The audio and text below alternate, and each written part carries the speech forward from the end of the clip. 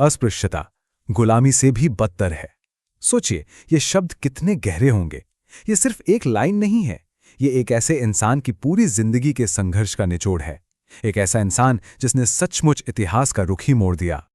तो आज हम कहानी सुनेंगे डॉक्टर भीमराव रामजी अंबेडकर की। एक ऐसा नाम जो हिम्मत, जिद और एक पूरे देश को बनाने की कहानी से जुड़ा है। अच्छा, उनकी इस कमाल की जिंदगी को समझने के लिए हमें थोड़ा सा टाइम में पीछे जाना होगा, उस दुनिया में जहां वो पैदा हुए थे। एक ऐसी दुनिया जिसे एक ना दिखने वाली लेकिन कभी ना टूटने वाली दीवार ने बांट रखा था।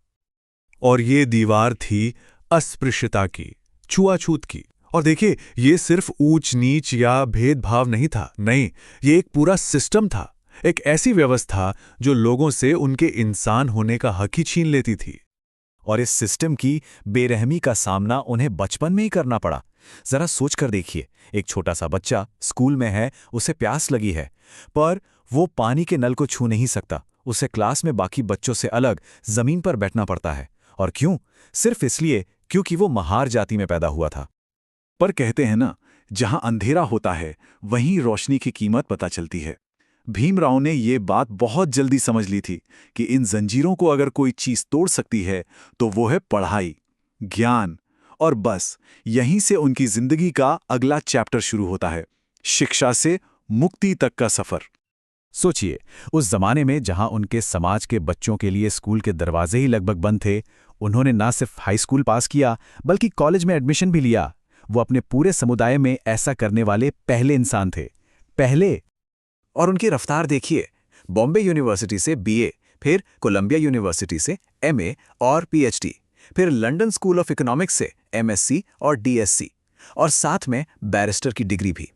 मतलब कुछ ही सालों के अंदर दुनिया की टॉप यूनिवर्सिटी से डिग्रियों की झड़ी लगा दी। ये सिर्फ पढ़ाई नहीं थी, ये तैयारी थी। वो आगे आने वाली बहुत बड़ी लड़ाई के लिए हथियार जमा कर रहे थे। इतनी डिग्रियां लेकर वो भारत वापस आए, लेकिन अब वो सिर्फ एक पढ़े लिखे स्कॉलर नहीं थे, अब वो एक योद्धा थे। और वो उस सिस्टम से सीधी टक्कर लेने के लिए तैयार थे जिसने कभी उन्हें किनारे पर धकेलने की कोशिश की थी। तो अब लड़ाई क्लासरूम से निकलकर सड़कों पर आ गई। चाहे वो महाड़ का सत्याग्रह हो, जहां उन्होंने हजारों लोगों के साथ जाकर उस तालाब से पानी पिया जिससे उन्हें रोका जाता था, या फिर मनुस्मृति को जलाना हो, वो किताब जो जाति के आधार पर भेदभाव को सही ठहराती थी, या फिर मंदिरों में एंट्री के लिए सालों तक चला संघर्ष। अंबेडकर ने साफ कर दिया था कि हक मांगे नहीं जाते, छीने जाते हैं। अब भारत की आज़ादी का सूरज उगने वाला था, लेकिन एक बहुत बड़ा सवाल सबके सामने खड़ा था कि वो करोड़ों लोग जिन्हें सदियों तक दबाया गया, कुचला गया, इस नए आज़ाद भारत में उनकी आवाज़ का क्या होगा, उनके अधिकारों का क्या होगा। और इसी सवाल पर इतिहास के दो सबसे बड़े नाम आमने सामने आ गए, अंबेडकर और गांधी। अंबेडकर का कहना था कि दलितों को सेपरेट इलेक्टोरेट मिलना चाहिए, मतलब दलित नेता को सिर्फ दलित ही वोट देकर चुनेंगे ताकि जो नेता चुना जाए वो सच में उनकी आवाज हो। दूसरी तरफ गांधी जी का मानना था कि इससे हिंदू समाज हमेशा के लिए बढ़ जाएगा। और जब गांधी जी ने आमरण अनशन किया तो अंबेडकर को झुकना पड़ा और पूना पैक्ट साइन हुआ। इसमें रिजर्व्ड सीटों का फॉर्मूला निकला, मतलब सीटें तो दलितों के लिए रिजर्व्ड होंगी पर वोट सब लोग देंगे। ये एक ऐसा समझौता था जिसने भारत की राजनीति की दिशा ही बदल दी।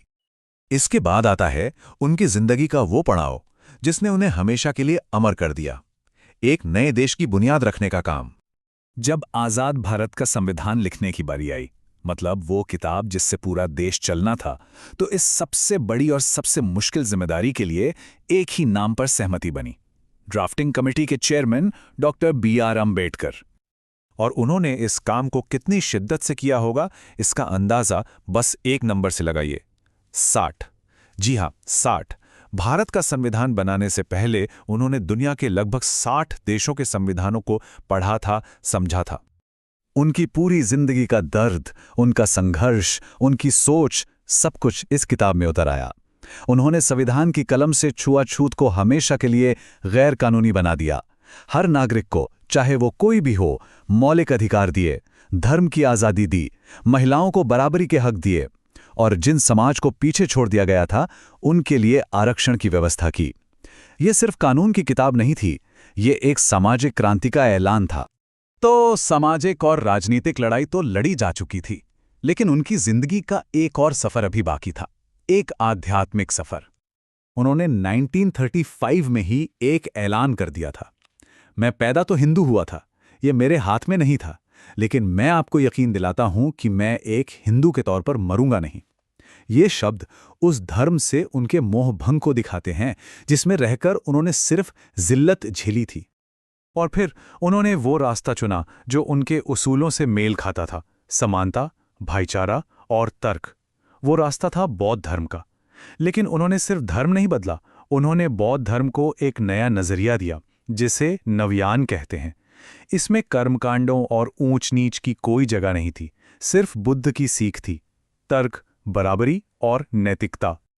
और फिर वो ऐतिहासिक दिन आया, 14 अक्टूबर 1956। नागपुर की धरती पर डॉक्टर अंबेडकर के साथ साथ करीब 5 लाख लोगों ने एक साथ बौद्ध धर्म अपना लिया। यह सिर्फ एक धर्म परिवर्तन नहीं था, यह गुलामी की जंजीरों को तोड़कर आज़ादी की एक सामूहिक उड़ान थी। दुनिया के इतिहास में ऐसा नज़ारा शायद ही कभी देखा गया हो। आज उनकी विरासत हमारे चारों तरफ है। उन्हें देश का सबसे बड़ा सम्मान भारत रत्न दिया गया। एक पब्लिक पोल में लोगों ने उन्हें सबसे महान भारतीय चुना। कई लोग उन्हें बोधिसत्व मानते हैं, लेकिन शायद उनका सबसे बड़ा और सबसे स्थायी सम्मान है भारतीय संविधान के जनक, एक ऐसी पहचान जो आज हर भारतीय की जिंदगी का हिस्सा है। तो डॉक्टर अंबेडकर की कहानी सिर्फ एक इंसान की कहानी नहीं है, ये एक आइडिया की कहानी है, बराबरी के, समानता के आइडिया की। और ये कहानी हमें एक बहुत ज़रूरी सवाल के साथ छोड़ जाती है। एक ऐसा समाज जहां सच में सब बराबर हों, वो आखिर दिखता कैसा है? उनकी पूरी जिंदगी हमें इसी सवाल का जवाब ढूंढने की प्रेरणा देती है, क्योंकि बराबरी की ये लड़ाई आज भी जारी है।